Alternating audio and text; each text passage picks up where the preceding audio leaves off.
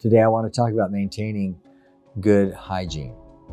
Washing potentially contaminated materials and surfaces is central to the biblical testimony in the biblical hygiene and quarantine laws in Leviticus 13 through 15. Now, saints of old had to take these laws at face value by faith.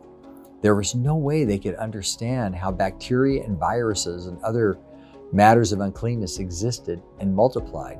And we really couldn't understand the quarantine laws until the invention of microscopes.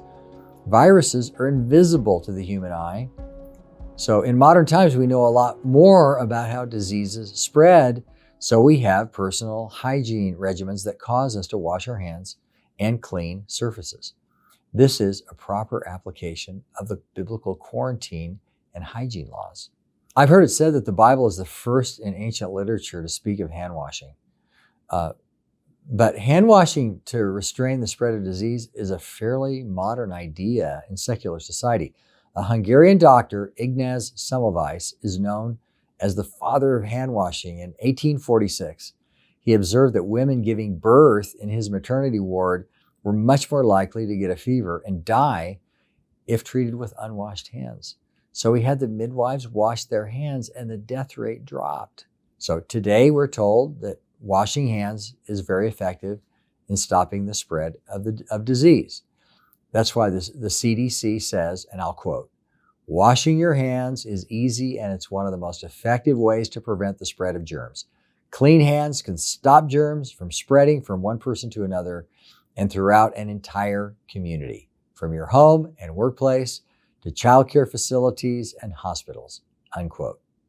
The CDC even named October 15th as Global Hand Washing Day. So when the CDC says, wash your hands and don't touch your face, they're actually advocating a biblical principle.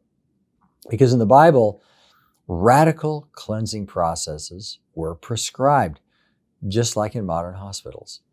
In Leviticus 17, 15 through 16, every person who touches something which is dyed is required to wash himself and his clothes. Cleaning is required for plaster and even stones in houses. The law gave priests the authority to tear down a sick house if they could not make it healthy, after a pretty long process of trial and error. These laws in the Bible set a precedent for washing and taking other measures if you come into personal contact with disease. So, washing your hands after you shake hands with someone who is infected is appropriate. It's the Christian thing to do. I don't think Christians should do it obsessively. But if you're the one infected, then you should not be touching others, because love protects. And one way that love protects is by making sure that we're clean.